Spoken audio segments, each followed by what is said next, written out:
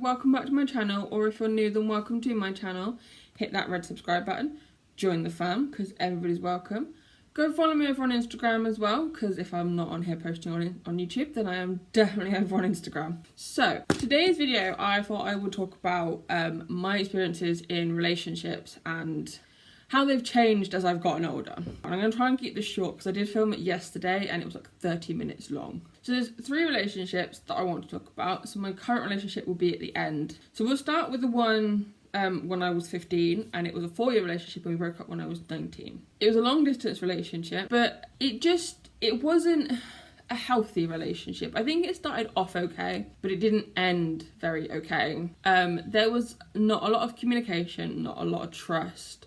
We both made mistakes. We were both young. He was 17 when we got together, and making him 21 when we split up. And mistakes were made on everybody's part, basically. And it wasn't an ideal relationship. The long distance wasn't the problem. It was the fact that it was underpinned by lies and poor communication and immaturity. Obviously there was cheating on his part. That is ultimately what ended the relationship, but it was many other things as well. It was a happy relationship, I will say that. Like, I have a lot of happy memories from that relationship, but I think as you grow older, your needs in a relationship change, and I don't think the relationship changed with the needs.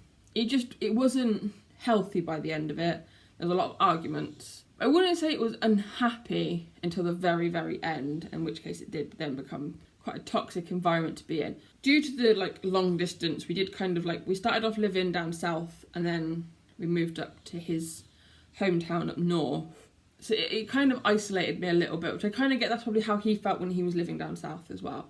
I didn't have anybody when I lived up north. I didn't have any friends. I didn't have any family. All I had was him and his family and his friends. So when it did end, I moved back down south. I was thankful to have the support system around me again. There's not really much else I could really say about the relationship without going into too much detail. So like I said, I'm glad of the experience, but I'm also glad that it's finished. We've learned from it.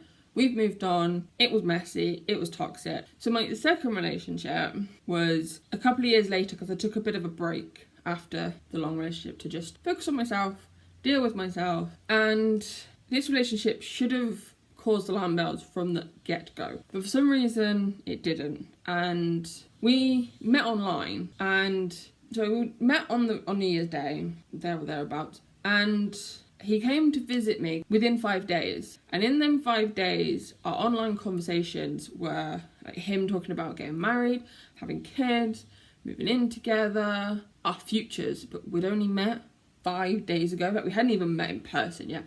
We met online 5 days ago. And all of a sudden he's planning our wedding and our children's names. Why didn't that ring alarm bells? It became very apparent very quickly. Sex became a be-all and end-all for him. All he wanted was sex all the time. And he had fantasies, I think is the best way to put it. I mean, everybody has fantasies, but it's down to you as an individual and you as a relationship or a couple, the 2 people having sex, to determine whether or not you are comfortable acting out them fantasies. And I'd made it 100% clear I was not happy to, but he wouldn't let it go.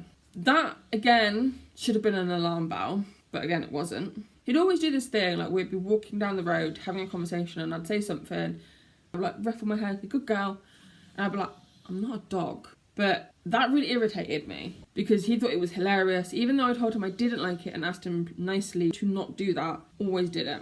How the relationship lasted as long as it did, I mean, we broke up in March. He became insanely jealous because sometime in February I lost my job, and within a week I got a new job. Throughout the entire relationship, apart from 1 week, he wasn't working, and he got jealous because I'd walked out of one job and straight into another job, and he had been struggling for years to get a job. So he became really jealous and just constantly bombarded me with messages when I was at work. The relationship ended because I texted him and told him, I've had enough of the way that you're talking to me, I don't like it.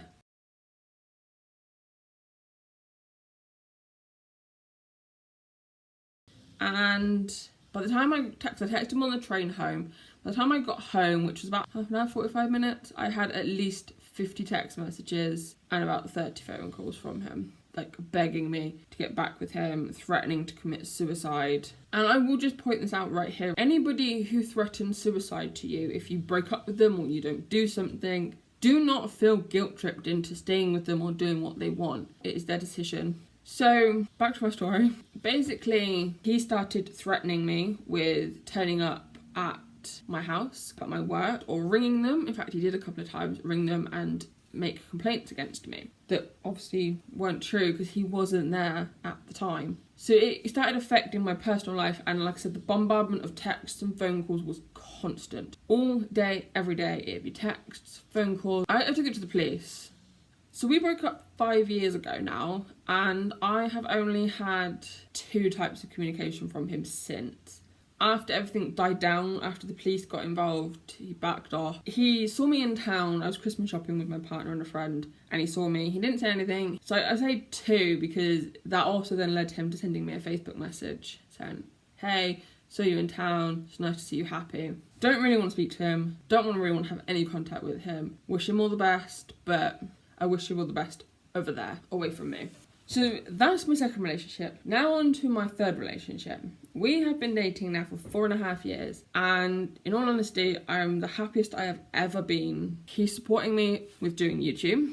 He's supporting me with doing my uni work, because I decided this year or last year that I wanted to go to university, which I will talk about in another video. And he just generally supports me with everything. We learned to drive at the same time, we support each other with that. He is honestly amazing. He's probably going to watch this and think that I'm just saying that for his benefit, and I'm not. We've had our ups and downs. Every relationship does. I mean, our house, not the best house, you know, things are falling apart. You know, as we can see with this lamp that gets more and more wonky with every video that I make. One of these days I'm going to be filming it, it's just going to fall over. He's always there to celebrate my tiny milestones. I got 10 subscribers on YouTube the other day, and he celebrated with me. And I'm so incredibly proud of him, and I could make this video entirely about him, and I probably will do a video about us and our relationship. But he's amazing, and you know, I wish everybody from my previous relationships well. With that being said, guys, I could ramble all day. I'm going to end this video right here. Thanks for watching, guys. Join the fam, hit the subscribe button, and I will see you next time. Thanks for watching, guys. Bye.